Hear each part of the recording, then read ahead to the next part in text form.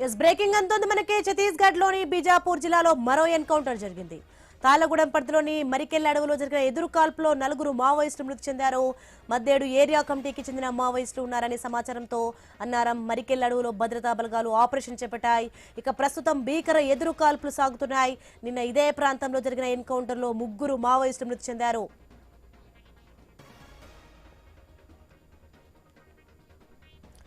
ఇదే అంశానికి సంబంధించి మరింత సమాచారం మా ఐ న్యూస్ ప్రతినిధి నవీన్ ఫోన్ లైన్ లో మరింత సమాచారం అందిస్తారు. ఎస్ నవీన్. ఛత్తీస్గఢ్ రాష్ట్రంలోని బీజాపూర్ జిల్లా తార్లగూడెం అదేవిధంగా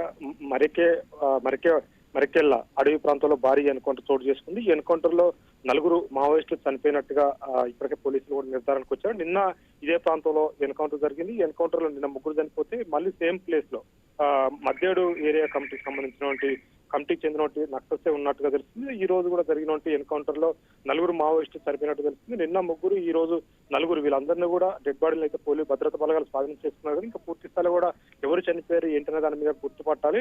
మృతదేహాలను మొత్తం కూడా స్వాధీనం చేసుకున్నారు. కానీ చనిపోయినటువంటి వ్యక్తులు ఎవరు ఏందనేది కూడా గుర్తించాలని చెప్పేసి కూడా పోలీసులు చెప్తున్నారు. అయితే ఇంకా కాల్పులు కూడా కొనసాగుతున్నటువంటి పరిస్థితి ఇక్కడ కనపడుతుంది. ఎందుకంటే ఆ ఏరియాకి సంబంధించి మద్దేడుకు సంబంధించినటువంటి ఏరియా ఆ కమిటీ మొత్తం కూడా ఆ ప్రాంతంలో ఉన్నటువంటి పరిస్థితి కనపడుతుంది. ఈ నేపథ్యంలో అక్కడ ఎదురు కాల్పులు భీకరంగా కొనసాగుతున్నాయి. ఇటు పోలీసు భద్రతా బలగాలపై కూడా మావోయిస్టులు భీకర కాల్పులు చేస్తున్న పరిస్థితి ఇక్కడ ఉంది. అయితే నిన్న నుంచి జరుగుతున్నటువంటి ఈ ఎన్కౌంటర్ లో నిన్న దాదాపుగా సాయంత్రం టైం నుంచి ఎన్కౌంటర్ ఇప్పటి వరకు కూడా కొనసాగుతుంది. నిన్న 3 చనిపోయారు, ఇప్పుడు 4 చనిపోయినట్టుగా చెప్తున్నారు. అయితే మీ కీలక నేతలు ఆ ప్రాంతాల్లో ఉండి ఉంటారని చెప్పేసి కూడా భావిస్తున్నారు. అయితే హిట్మాకు సంబంధించినటువంటి ఆ ప్రాంతంలో తిరుగుతున్నట్టుగా పక్క పోలీసులకు సమాచారం అందింది. మద్దేడు సంబంధించిన ఏరియా కమిటీతో పాటు అక్కడ కొన్ని కమిటీలు కూడా సమావేశమైనట్టుగా తెలుస్తుంది. అంతేకాకుండా అక్కడ ఇడ్మా కూడా ఆ ప్రాంతంలో ఎక్కువ కూడా సంచరిస్తున్నట్టుగా భద్రతా బలగాలకి తెలవడంతో కూడా ఆ ప్రాంతాన్ని మొత్తం కూడా చుట్టుముట్టారు. నిన్న జరిగినటువంటి ఎన్కౌంటర్ లో నేపథ్యంలో మళ్ళీ అదనపుగా బలగాలను కూడా కొద్దిసేపటి కింద అక్కడ తరలించారు. ఇంకా పూర్తి స్థాయిలో కూడా హెలికాప్టర్ల ద్వారా సర్చింగ్ చేస్తున్నారు. డ్రోన్ కెమెరాలతో కూడా